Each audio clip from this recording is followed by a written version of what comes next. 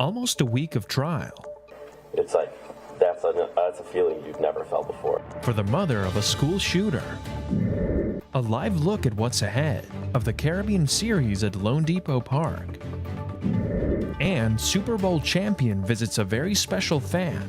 Yeah, I still think about it every day, and it's just the coolest thing ever. And has an even more special surprise. These stories and more coming up on Newsbreak. Hello, South Florida. I'm Kenneth Bueno. I'm Laura Palfrey. Today is Thursday, February 1st, 2024. Live from the Lee Caplin School of Journalism and Media in North Miami, this is Caplin News.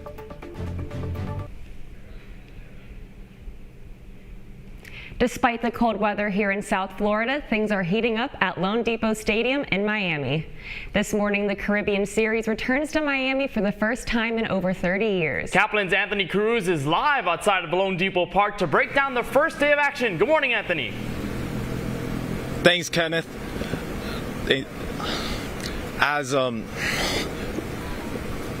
Miami gets its first taste of international baseball this morning, as after hosting the World Baseball Classic last year, Lone Depot Park will become the first major league stadium to host La Serie del Caribe. The tournament comprises the Winter League champions of 7 Latin American and Caribbean countries. From February 1st to 7th, they will face off in round-robin fashion, with the 8th and 9th consisting of semifinal matchups, a third and first-place game. In just an hour from now, Nicaragua's Gigantes de Rivas will kick off its initial tournament berth against Puerto Rico's Criollo de Cajua, who will look to ride the momentum of their new manager, longtime Cardinals catcher Yadier Molina.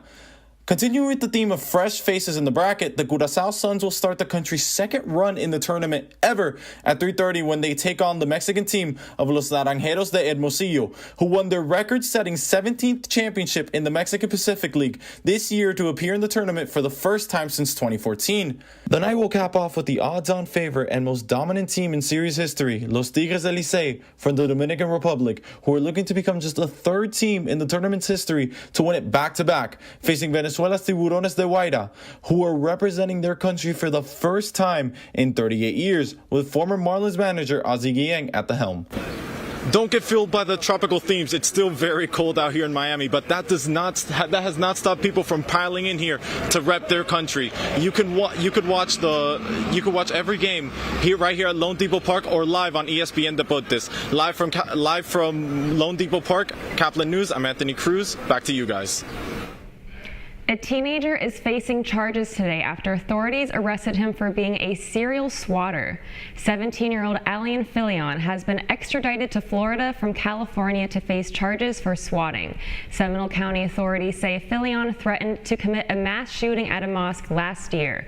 Swatting is making a false report with the intention to lure police to a specific location. Dozens of green sea turtles are back in the Gulf of Mexico this morning after a condition known as cold stunning. After being warmed back up, the turtles were released near Panama City Beach yesterday. Marine biologist with Gulf World Marine Institute says it's important that the water is not below 50 degrees or the turtles can get stunned again. And they say they don't panic if the turtles get overactive. When they're flapping and they're angry, we want that. It means they're very fueled up and ready to go. Again, these turtles, by and large, are healthy, chunky, you saw, fat turtles that are just a little too cold, so we can warm them up. They've got plenty of energy to get back out there and go back to doing what they do best. Just like iguanas here in South Florida, experts tell people not to touch sea turtles that look dead. Instead, just call the Florida Fish and Wildlife Conservation Commission. Court members returning this morning after an eventful day, the trial of the school shooter's mother. Near Detroit yesterday, testimony centered around text messages sent by Jennifer Crumbly to her son, the Oxford shooter. Simon Shaquette reports. The message is from Mom. It was sent 1 hour prior, and it says, "Ethan, don't do it." Taking the stand for the prosecution, Detective Lieutenant Sam Marsban, who oversaw investigation into the deadly shooting at Oxford High. The detective lieutenant telling a jury how Jennifer Crumbly urged her son not to carry out an attack only 1 hour before. But by then, the shooter was already in possession of his parents' weapon. And it was a SIG 9mm handgun. Jennifer eventually turning over her phone and password when told it was part of a court-ordered search. Soon after, she picked up a new prepaid phone, but did not share her number with detectives. Also taking the stand, a retired sheriff's detective who tracked Jennifer and James Crumbly during a manhunt into Detroit. They were later found hiding in an art studio at 1 a.m. Witness in the prosecution's case, a Detroit police corporal who helped take the Crumblys into custody as part of a special response team, describing the scene he encountered. Stand up! I see two people laying on a mattress. If I'm not mistaken, they were facing each other. Prosecutors also calling firefighter Brian Malash, who admittedly had an affair with Jennifer. Malash telling the court Jennifer shared that she kept a 9mm handgun in her car, contrary to claims it was kept locked up. Malash also recalling Jennifer would leave work to see him romantically when she wanted, and seeing a text after the shooting that said, "We're on the run again, helicopters, not sure where to message you." That was Simon Shaquette from WXYZ. Witness testimony for the prosecution continues this morning. A federal judge has dismissed Disney's lawsuit against Florida Governor Ron DeSantis. The complaint accused DeSantis of weaponizing his political power to punish the company after its opposition of the so-called Don't Say Gay bill. Dismissal of the suit is a victory for DeSantis, but Disney is pledging to press forward with the case.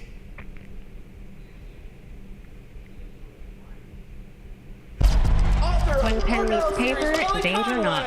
Caplin News' Aisha Ambrister has more on the new movie Argylle, starring Bryce Dallas Howard and Bryan Cranston. Some love to read spy books, others like to watch spy movies. But I wonder what would happen if both were combined. Severe weather can strike anytime, anywhere, but there's a simple way to stay safe.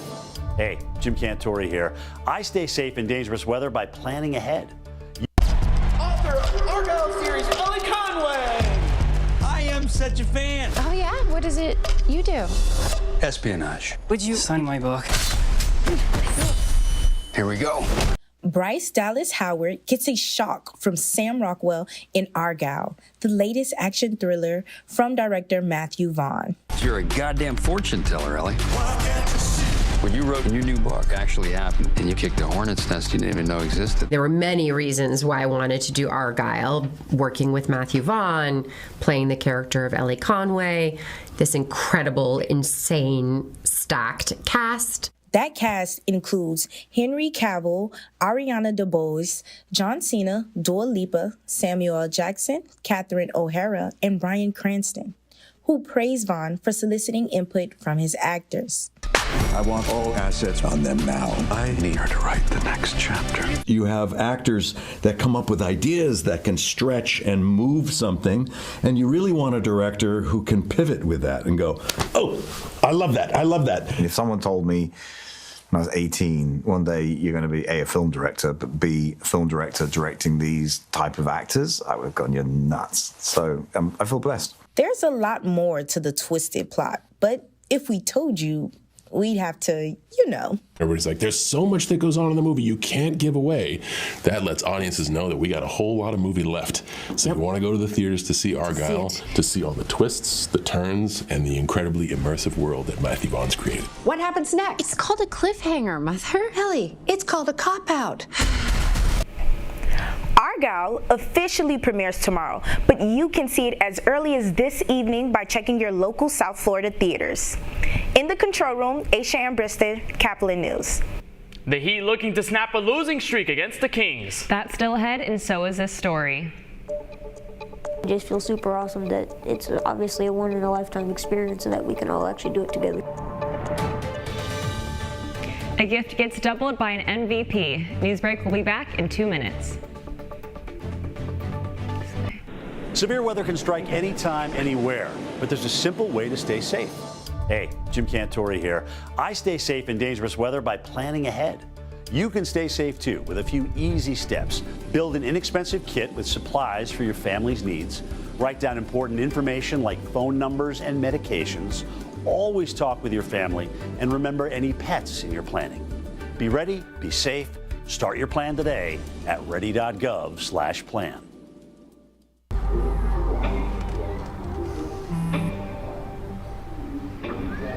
I don't know why you're so sad. You've got a roof over your head. You gotta stop with that depressing stuff. That's what white people think. You alright? It just feels like it's coming from everywhere. Do you want to talk about it? You can talk to me if you're feeling sad. Whenever you need to talk, I'm here, okay?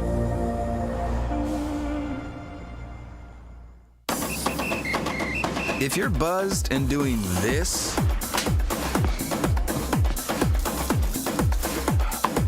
to make yourself feel okay to drive, ZWX.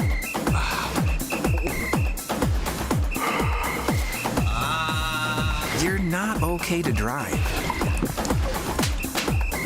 YGKLVW. Regular you.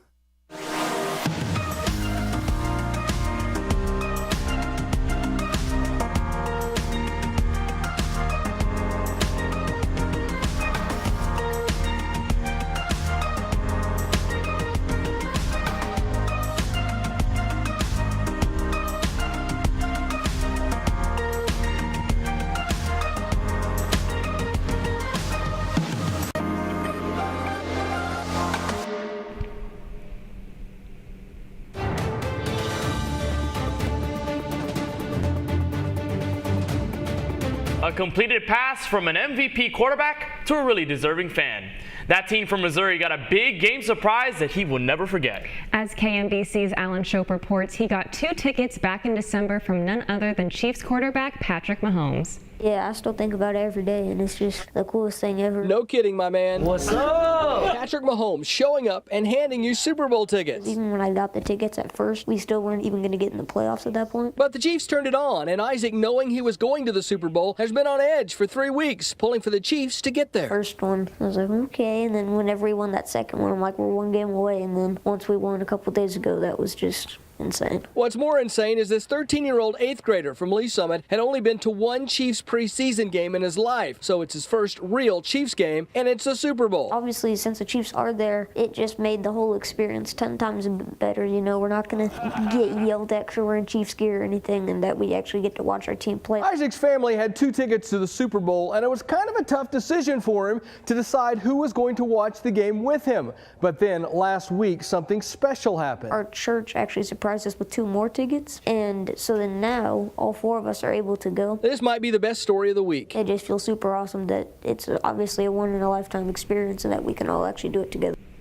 That was KMBC's Alan Shope reporting. Isaac says he still has no idea where he'll be sitting at the game or if he'll be sitting together, but he knows he'll have a great weekend. The 7-game losing streak for the Miami Heat finally snapped after dethroning the Sacramento Kings. Against a tough Western Conference opponent, the Heat found their stride with Josh Richardson putting up 24 points off the bench, Jimmy Butler with 31 points on his own end. The Kings kept it close, but Miami finally grabbed the win with a final score of Heat 115, Sacramento 106. Miami's back on the road and head to the nation's capital when they face the Washington Wizards tomorrow at 7 p.m. You're watching Newsbreak. We'll be coming right back. Last week, Brandon met a girl on a dating app. One day after work, he finally found the courage to ask her out. No answer. He started to panic. Was he being too pushy? Maybe it was too... Hey, sorry I didn't respond. I was driving. I would love to go on a date. How does tonight sound? Brandon tried to play it cool, but inside he knew. A girl so smart, so responsible. She must be a keeper.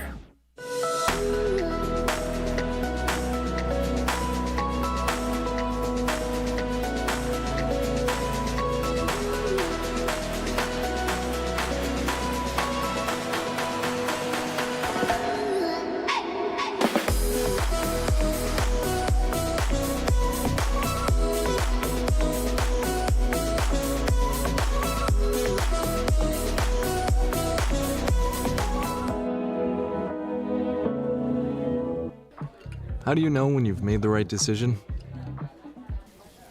It's the feeling you get in your gut. The one that tells you what's right or wrong.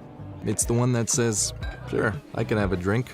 Or the feeling that says, okay, I've been drinking. Now what?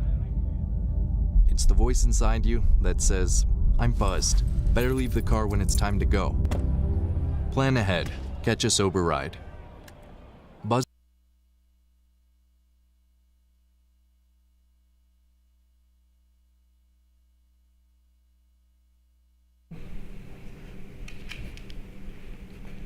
That's all the time we have for Newsbreak. I'm Laura Palfrey. And I'm Kenneth Bueno. Get more news anytime at caplinnews.fiu.edu.